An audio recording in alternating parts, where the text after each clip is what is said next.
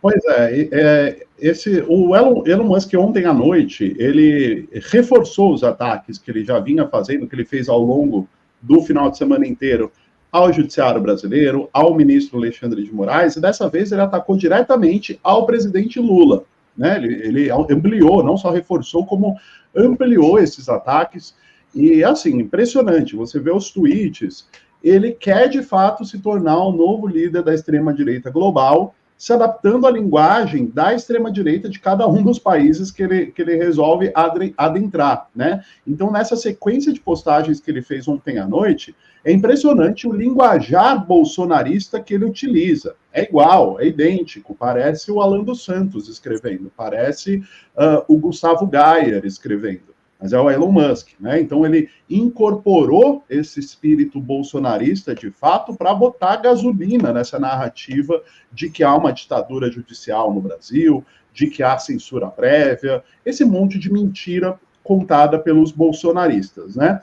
Mas o que aconteceu? Depois de todas essas críticas, ameaças e de desrespeito a decisões judiciais, né? Ele, por exemplo, liberou uma live do Alan dos Santos, que o perfil tinha sido derrubado por uma decisão do Alexandre de Moraes. Alan dos Santos, que é procurado, ele é considerado foragido pela justiça brasileira e mora nos Estados Unidos.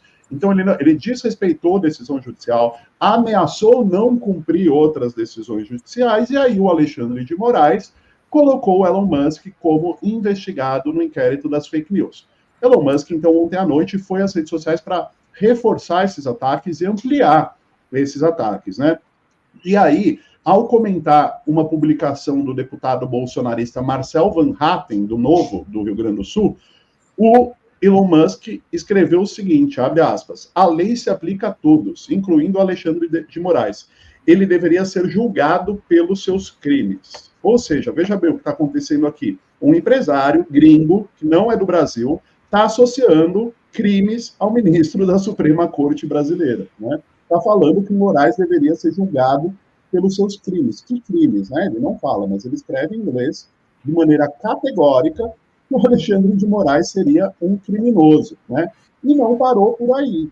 Ele seguiu com uma sequência de postagens e disse que o Alexandre de Moraes conseguiu se tornar um ditador no Brasil porque ele mantém o Lula, presidente da República, sob sua coleira. Ou seja, ele sugeriu que o Lula é um cachorrinho do Alexandre de Moraes. O Alexandre de Moraes mantém o presidente da República sob uma coleira. E aí ele colocou em xeque a legitimidade da eleição do presidente Lula. Ele disse que o Moraes tirou Lula da prisão e colocou o dedo na balança para eleger o atual presidente em detrimento do ex-presidente Jair Bolsonaro, né? Sendo que o Alexandre de Moraes não teve qualquer tipo de interferência com relação à anulação das condenações do presidente Lula, né? Vamos lembrar que quem derrubou a primeira condenação do presidente Lula foi o ministro Edson Fachin, e depois isso foi para o plenário do Supremo Tribunal Federal e foi chancelado por todos, quase todos, né? Foi 8-2 a votação que chancelou a anulação da condenação do presidente Lula na Lava Jato. E, pelo contrário, o Alexandre de Moraes, à época da prisão do Lula, votou a favor da prisão em segunda instância, logo após a decisão de segunda instância, o que manteria o presidente Lula na cadeia. Ou seja, é totalmente falacioso afirmar que o Alexandre de Moraes tirou o Lula da cadeia. Pelo contrário, né? Só que o Elon Musk, como eu disse, absorveu esse espírito bolsonarista, fala tal como um bolsonarista, chama Moraes de ditador, diz que o Moraes mantém o Lula numa coleira e diz que a eleição do Lula foi ilegítima.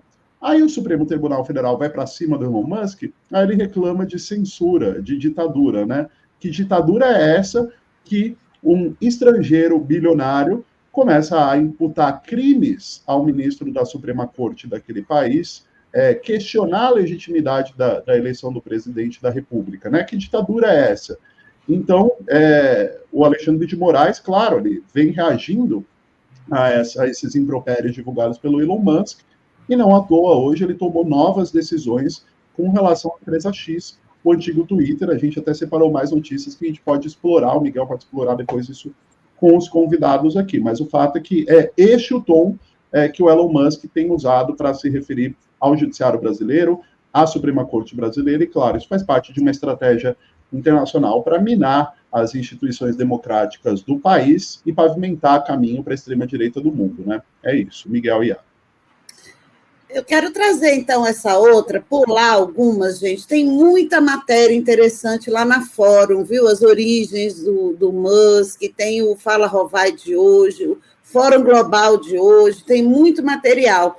Mas esse aqui, a gente chama a atenção da gente que o Eduardo Bolsonaro, ele sentiu um texto que o nosso colega Marcelo Ayler escreveu, que é esse daqui. Publicações de Eduardo Bolsonaro revelam que a ação de Musk foi orquestrada. E ele sentiu essa publicação e fez um longo texto no Twitter. Ivan, conta mais para a gente, enquanto eu coloco aqui o link para o pessoal. Pois é, Iara.